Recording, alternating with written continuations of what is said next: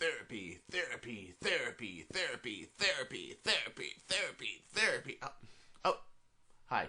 Um, he interrupted my therapy session there, just trying to get things locked in the right place. Hi, this is Cartaya. Long time no see, I know, and that is because I have been moving and things have been crazy. They've been like, and I could run around the room and just, like kind of, nuts. It has been that crazy lately, yes. Okay, first off, I moved out of one house, moved into a condo, right? And then moved into a condo, and I'm still living half time with my parents, half time with my friend. Then my friend moves out, so then I gotta help him move. And then we have to move out of that condo into a house that we've been waiting to close escrow on, which is why we live in the condo to begin with. So this means in 3 months I've had to move 3 times. Therapy. But enough of that. We are not here to hear about my social life, or my lack thereof, or anything else. We are here to talk about Nerf. So, as you can hear, my hi-fi system, my nice little condenser mic. Maybe you can see it. It's right up there. You'll see Mr. Condenser. Uh-oh. Well, that wasn't our friend. What happened? Wait, are we still recording? Oh, good. Okay, so that's Mr. Condenser mic up there. Yes, that picks up, that's 2020 right there. Hooked to a 9600 kilohertz mixer and hi-fi audio goodness madness. So, the Modulus. I don't understand what Nerf's model is lately with the Modulus. It's like the crap 12. Let's add some gimmick and throw a flywheel system on it. Okay, flywheel system works, that's great, but honestly, guys, aside from the Demolisher, this is enough. This is enough. A Strife. You can do so much with a Strife, okay? You can wheel 2 of them. You can up it to 12 volts. You can throw 3 trust fires in it and do really good damage. You can throw some 180s in there, maybe even more powerful motors. You can do really great things with a Strife. So, great. Now, of course, we had the Demolisher. Now, that was a nice thing, was the Demolisher, because it turned the flywheel semi-auto into a rifle. That was one thing I liked about it. The other thing I liked about it is that missile launcher. And maybe without the rocket, that whole thing slides out, and I don't like that. And maybe it's dependent on how fast you pump it to hit them. All that stuff, and I don't like that. It's not trigger-based. But let's be frank. The rocket launcher on a Demolisher, you can do a lot with it. You can make it a hamp. You can throw a Panther tank in there. You can do a lot of very good things with the Panther. With the Demolisher rocket launcher. There's so many good things you can do. Here's another good thing. This room has lots of light in the day, so our updates are going to be really good too. But when it came to the crap 12, it had a camera. It took twice as many batteries, which to some people that's an annoyance by itself. But it also was like $80. Very expensive. Now, you look at the Rhino Fire. Yes, it's complicated, but people are starting to get good rates of fire out of that. Yes, I don't like the fact that it's a 130 split, 130 centimeter split in half. I don't like that at all either. So what people got to do is you got to make 2 different chassis where you have 180s and 180s on both sides, or better than 180s. You could put like 4 of them together, like 2 of them together, one on the top, one on the bottom. You got 4 barrels. There's so many things you can do with a Rhino Fire that is worth the price of admission. It is worth $80, $85, $90. It is worth it. Okay? Would I rather dual-wield rapid strikes? Yeah, if I really want to waste that much ammo, sure. But the crap 12 just wasn't worth the money. Now, the Modulus. I have not heard a price figure yet. Maybe somebody has it out there, but I am guessing, if the Demolisher was $40, I am guessing this thing's going to be at least 70 or 80. I'm thinking they're probably going for the same price structure. They said, okay, we somehow were obsessed with getting a flywheel blaster to cost $80. And since the crap 12 didn't really do it, let's use the Modulus. Oh, it's so customizable. And it's got that really cool rear blaster in the back, where the stock is. Get a Triad, guys. Who gives a shit? Throw it in your pocket. Put a holster on it. I mean, seriously, you can make holsters for your blasters. It's not that hard. This one has lasted me 3 years. Okay, and it's hooked to the 12K Ultra Match right now.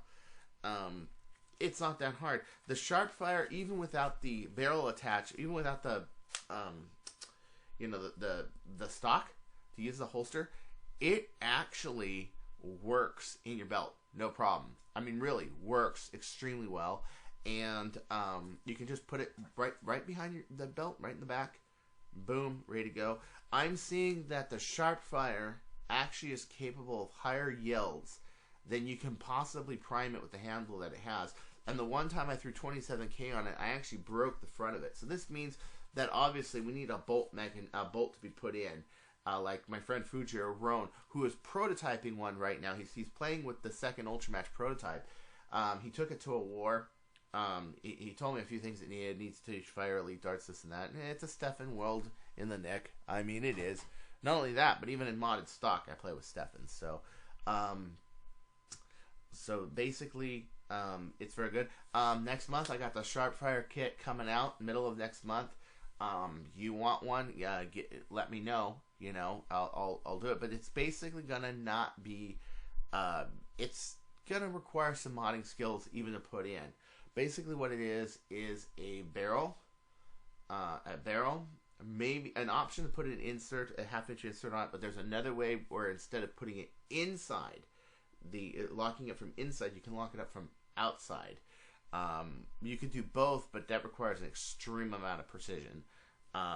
Where you're actually better off just doing inside or outside because it gets airtight with 18 kilograms. Anyway, it's got an 18 kilogram Hillman number 62 spring in there, and instructions on how to take out all the locks, how to fix the trigger so you have enough action to use that heavy spring. But it's basically going to have your barrel breech, and it's going to have a piece of tape on it, a big piece of tape all around it. It's going to be duct tape. What happens then is that you take out your AR and you take out your peg and you glue in that hole, okay, on the inside of the bolt.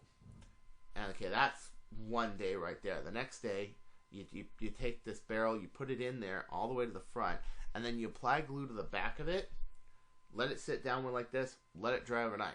In the front, glue it. Let it dry overnight. It is a time-costly way of doing it, and I don't recommend using epoxy or crazy glue or anything like that. And the reason is because this is also a gasketing material, and it is the best way that I've seen to make a hot Sharpfire. How hot? Well, I got videos that are pushing at 130 or 140. That's pretty hot. The next prototype is going to have an even better barrel on it. I'm thinking I might be able to pull 140s consistently. I'm not sure. Right now, what to expect: 120 to 130 flat with elite and X darts. Stefans, I would say probably 80, 85, 90, probably. But that's pretty good. You got now a breech loader blaster that is using a Nick power spring on it. So then you have to, while that's drying, you have to have the barrel assembly in the in the bolt so that the bolt finger, the little brass finger in there, is perfectly lined up. So then when it dries out, you have the whole thing is put together and you can do your finishing touches. Aside from that, it is an extremely simple, reliable, easy blaster to fire, maintain. Put a little, you want to put a little Teflon tape on the inner seal where the bolt is, and you want to put a little Teflon tape on the actual plunger itself. Just a few winds, nothing big. And then you put some lithium grease in there, everything. It's going to be around $20 without supplies, which would be your Teflon tape, your grease, your glues, everything else, and $30 to $35 with receipts of how much it actually costs. So I will actually give you a copy of the receipt of how much it costs. If it's a group order, I'll say this is how many divided by this. I'll put the arithmetic on there if I end up buying like 10 things of go-to glue. But this is important that you use the same supplies that I use to get the same results that I have. I will do the hard work for you. I will do the fitting. I will do the cutting. I will do all that. But I really hate the fact that when you got the Sharpfire, I mean, a Triad is a very decent blaster out of the box. A strong arm, especially in slam mode. It is an extremely decent blaster out of the box. To get it up to code, it takes a lot of work, but I've been working on that too.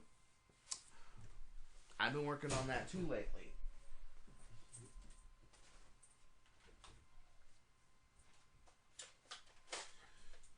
Everybody knows I have an aversion to the Orange Modworks 7 kilogram strong arm spring. I don't like it. I think it has too few of coils. I think the 8K does just fine in a Fire Strike. And I think they're all better springs to use.